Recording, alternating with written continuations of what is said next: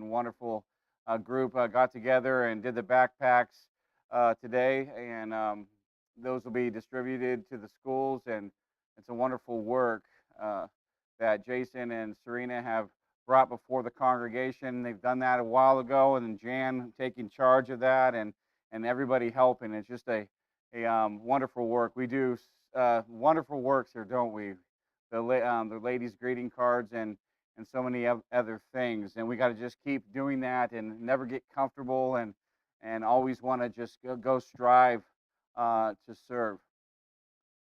So we've been in Daniel for several weeks now. God is in control is our theme, and today we're going to be in chapters 5 and 6. When you think about our judicial system, at times it's flawed, isn't it? It's flawed because of man. Justice is not always served. Sometimes criminals who deserve far worse than what they get, the penalty they get slapped on the wrist. And other times one goes up against a judge and he's given a harsh sentence, and maybe they want to make an example out of him or her. Sometimes innocent people are convicted of crimes that they never committed.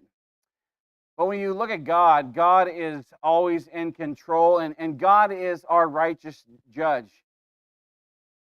Nobody's going to receive an unfair sentence on Judgment Day. Nobody's going to accidentally get into heaven. Nobody is going to be judged to hell when they do not deserve hell, when they followed him. Nobody who deserves justice is going to escape his justice. God judges the righteous, and he rewards the unrighteous. We can see this in the book of Daniel in chapters 5 and 6 that we're going to go over today. And we're not going to spend too much time through each chapter because I don't want to be preaching to midnight.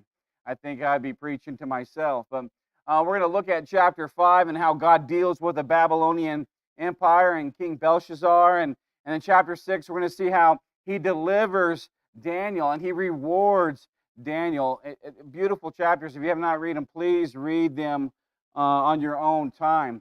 Yes, God punishes the wicked, and he brings the divine protection and reward to the righteous. So let's go get to chapter 5. You haven't already turned there, turn to chapter 5, and we're going to look at how God judges his judgment coming upon King Belshazzar and Babylon. God, his judgment on the unrighteousness. Belshazzar defiles the holiness of God.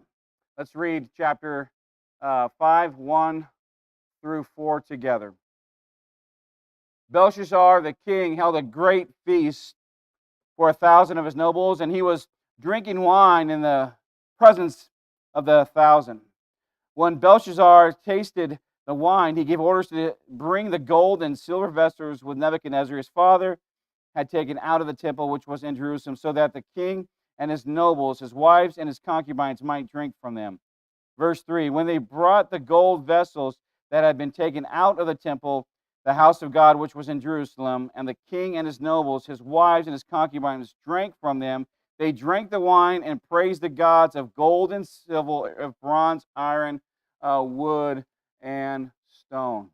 So here we have King Belshazzar, Bel coming from words to mean protect the king. That's Bel. You see a lot of the names start with Bel, these kings. And first of all, we need to clear it up. It says that Nebuchadnezzar was his father. Nebuchadnezzar wasn't his actual father because he was the son of Nabonidus. And the term father most likely means ancestor, and son means descendant. That's most likely what it means.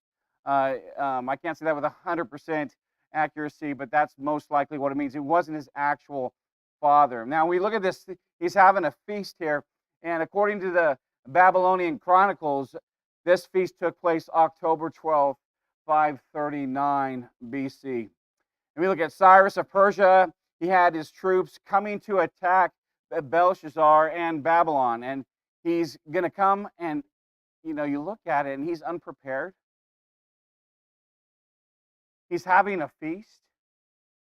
Would you be having a feast? Would you be sitting there and drinking and, well, I'm saying we'd be drinking, but would you be sitting there having this feast when knowing that trouble's coming?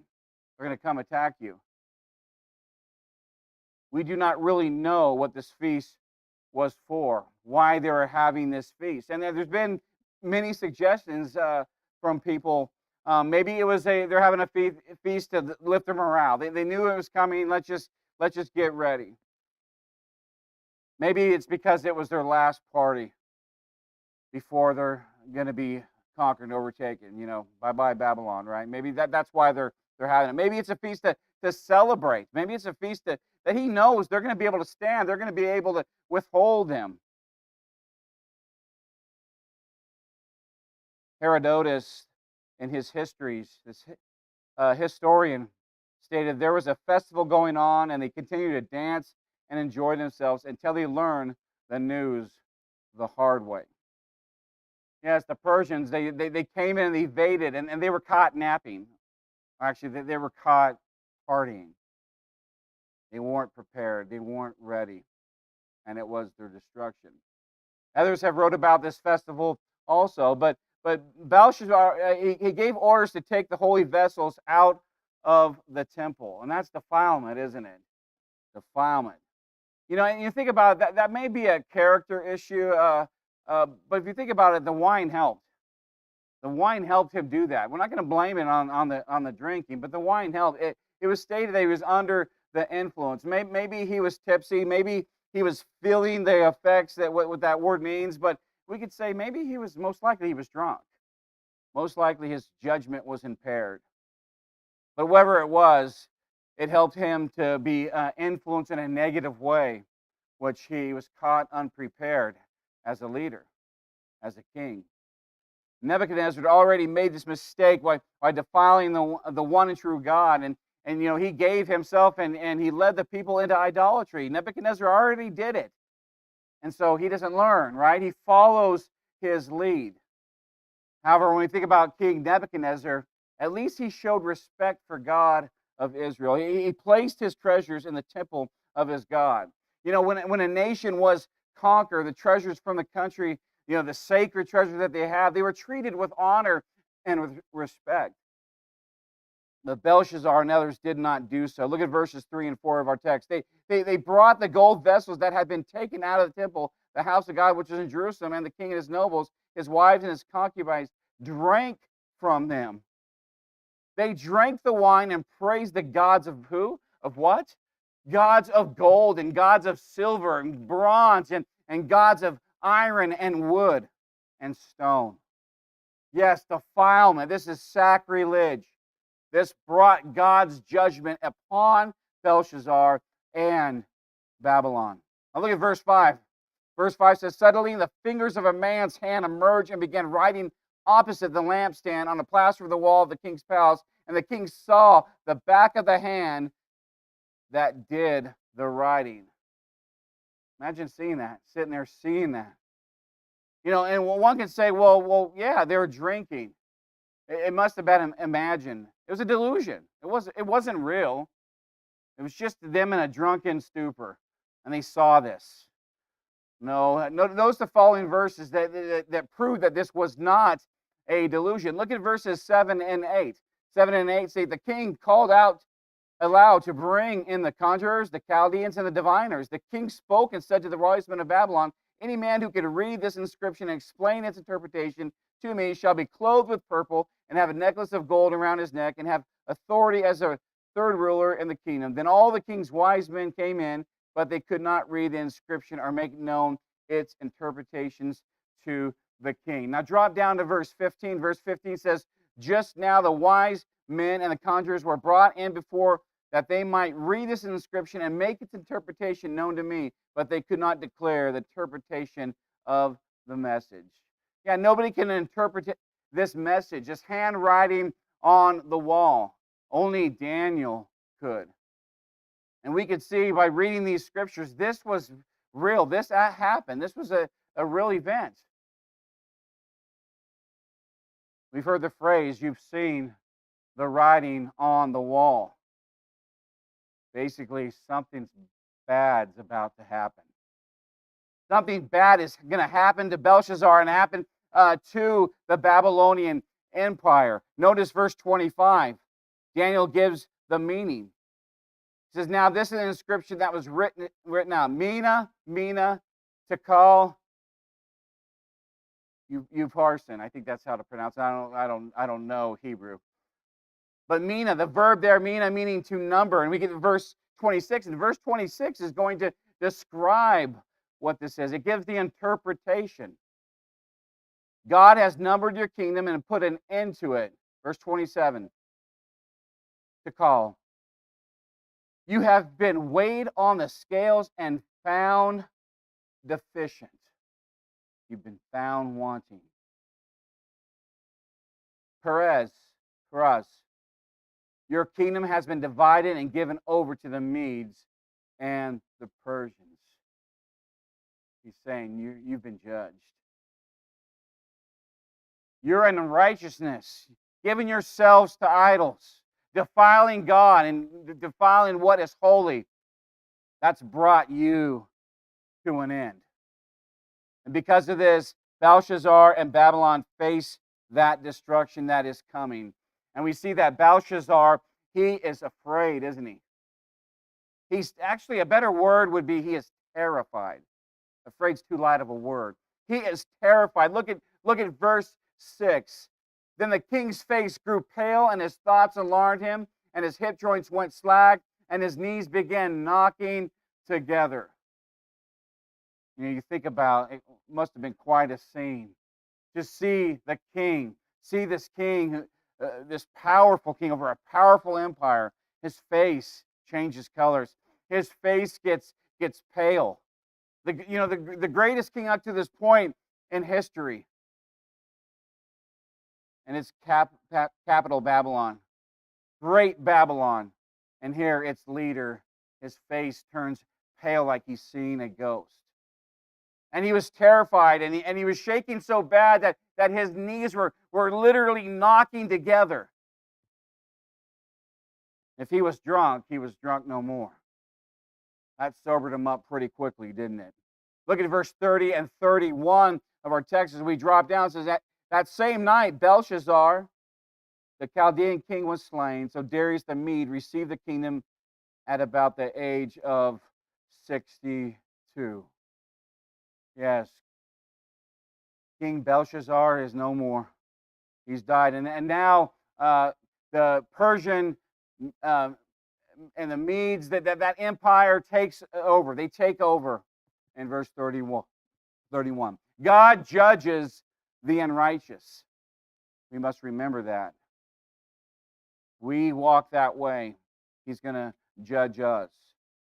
And you think about how does that apply to us when we see there's an application for us. The handwriting on the wall was a lesson from God. Belshazzar, he didn't learn the lesson. He didn't learn the mistakes that Nebuchadnezzar made. He just went and made the same mistakes. Now, can you imagine seeing God's writing on the wall of this world today, of this country alone? What if God was to write on the wall about America? Oh, it may be coming for us. What about us? You think about sin. Sin is often disguised as a nice feast, isn't it? But we look at a banquet, and the banquet looks good. It looks good to the eyes. And then we come to realize too late that the food is rotten, it's spoiled. The drink is bitter and sour. That's what sin does. Sin always appears good to our eyes. It appeared good to the eyes of Eve. And then the end is destruction. Belshazzar learned that, and Babylon was no more. Well, let's look into chapter 6 now.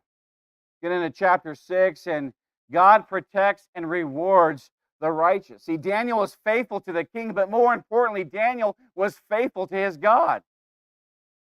That's who Daniel was more faithful to. Now we see in the beginning of chapter 6, King Darius, he plans to promote Daniel. He did like Daniel, and there's 3 commissioners, in which Daniel was one of those commissioners, and there's 120 satraps, and the 120 were going to be appointed in charge over the kingdom, verses 1 and 2. However, the text states that Daniel stood above all of them, and the king was going to make Daniel in charge, verse 3. Now, Daniel's going to be in charge. Imagine what they're thinking. Imagine what the 2 other commissioners were thinking. Imagine what those 120 satraps were thinking.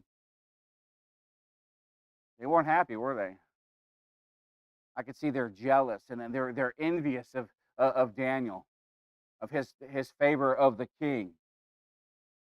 And they set out to ruin him politically. They try to find accusation against them, but the text tells us that they cannot find any accusation. They couldn't find any corruption. Look at verse 4. Inasmuch as he was faithful, and no negligence or corruption was to be found in him. See, they know they need to change their approach. Okay, we can't destroy him that way. How are we going to now destroy Daniel? Okay, we're going to go after him in God's law. We're going to get him to break God's law, verse 5. So they get together and they devise this evil plan to ruin Daniel. Knowing that Daniel was a faithful man, knowing that Daniel, he's going to go pray to God. He's not going to pray. He's going to do that. He's not going to comply to any type of decree that tells him that he can't serve his God. So they go to the king and they establish this statute, and they enforce a junction. And the king will enforce this junction. And look at verse 7 and 8, that anyone who makes a petition to any god or man besides you, O king, for 30 days shall be cast into the lion's den. You know, chapter 3, we saw that Shadrach, Meshach, and Abednego, they're cast into the fiery furnace, weren't they? But now we have a lion's den. See, the Babylonians, they like to scorch people to death in fire, just beyond barbaric. The Persians, they worship fire. So they used these wild animals like lions. They threw people into the lion's den to be torn apart. I mean, how does anybody treat any human being that way? It's just beyond comprehension to me, and I'm sure to you too. It's just evil. Now, Josephus wrote that this decree meant no request, petition, or prayer of any kind could be made for 30 days. This means that they must deny their own gods and appeal to the king. That's what they have to do. Anybody, Daniel, you're one of them. You're going to have to appeal only to the king. Their envy really clouded their thinking, didn't it? Just think about it. That's them too. Their gods that they worship, they can't worship their gods. They only can look to the king. But they don't care. They want to get Daniel. They know Daniel's faithful. They know Daniel's going to go to God in prayer. And he's going to serve him. And they're going to get him, right? That's what they want. King Darius signs that decree in verse 9. And in verses 10 through 15, we see that Daniel defies that decree by praying to God to be delivered from destruction. He knows that's coming. He's going to go to his God in prayer. And who else but God? Right? Who do we go to when we face something so bad? Anything. We go to God in prayer, like we talked about today. You know, at times we seem, in this country, we seem to obey government, and we need to obey government when it's, you know, not breaking God's laws, Romans chapter 13. But at times we do so even when it conflicts with God's laws. You know, we better follow them. Romans 13, oh really? You're breaking God's law, but you're going to do that? You're going to face God? You're going to be okay with the government, but you're going to face God. Daniel petitions God. He opened the windows towards Jerusalem. He kneeled to God and he prayed to God 3 times a day. Let's read verse 10. Verse 10, then. Oh, I'm on the wrong chapter. I'm sorry. Verse 10. Now, when Daniel knew that the document was signed, he entered his house. Now, in his roof chamber, he had windows open towards Jerusalem, and he continued kneeling on his knees 3 times a day, praying and giving thanks before God as he had been doing previously. It's not anything new for Daniel. He's been praying to God. He's been serving God, and he's going to do that. And the windows are open. They're going to hear him. And they did hear him, and they take that to the king, telling King Darius what Daniel was doing. Say, hey, he pays no attention to you and your injunction that you sign. He's disrespecting you. He's breaking that law. Basically, what are you going to do? Aren't you going to uphold that law? You need to. You signed it. Daniel keeps praying to God 3 times a day, verses 11 through 13. And Darius liked Daniel, and he becomes distressed. We see that in verse 14. But in verse 15, they reminded the king of the decree which he signed, in which the Medes and the Persians, the law of the Medes and Persians, and anybody's going to defile this law, they're going to be thrown into the lions den. They're going to be punished in a very harsh way because they're going to be torn to pieces by these lions. These men are evil people. They're evil. And then the Bible tells us in verses 16 through 18 that Daniel is thrown into that lion's den. And the king said to Daniel, basically, your God is going to deliver you. At least he's hoping that, right? King Darius did not want to throw Daniel into that lion's den. He was greatly distressed. The Bible tells us in our text he fasted. He denied entertainment. Usually the kings have entertainment. He lost sleep. He could not sleep. Ever have something that you were so distressed over you could not sleep? Well, that was King Darius. He just could not sleep. The king went in a hurry the next morning to see if Daniel was alive. You know, the Bible tells us, and this den is like a big hole, and it had this stone over it, and he removed that stone.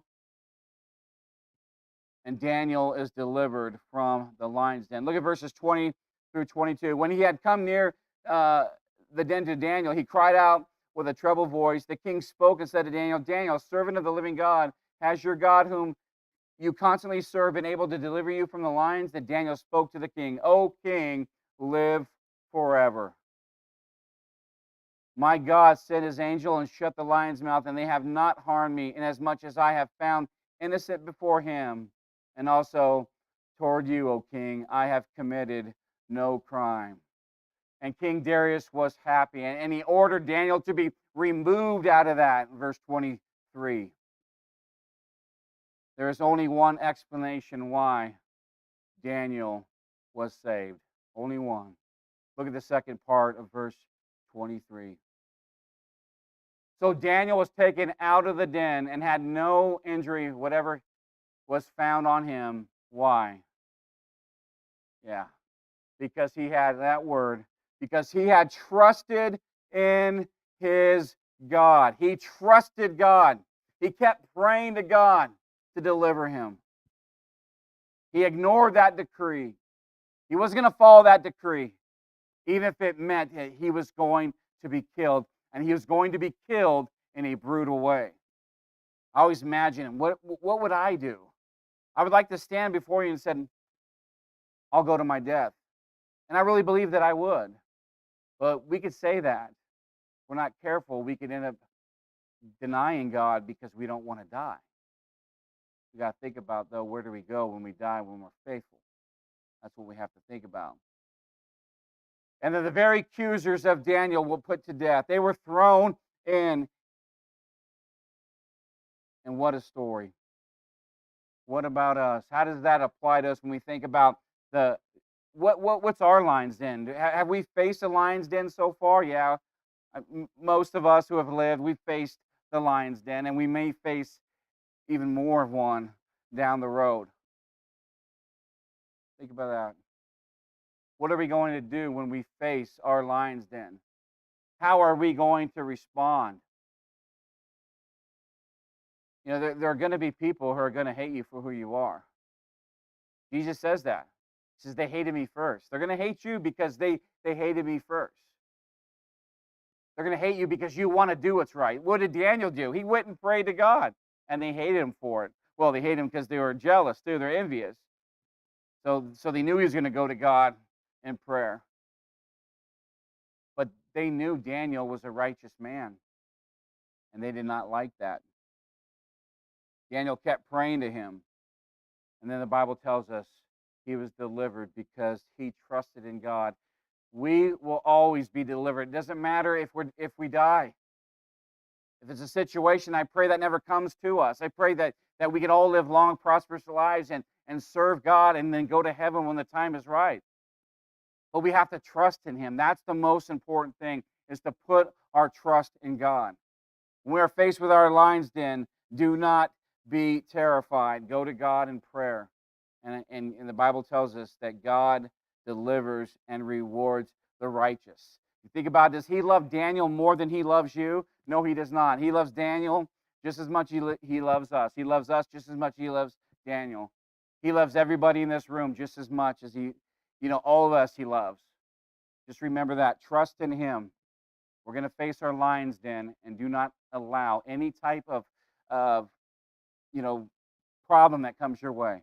Any trial, any tribulation, if you go to God, you're going to be good like Daniel. The lesson is yours tonight. If you're subject to the invitation, if you need prayer, whatever you may need, we are here for you. Come and stand.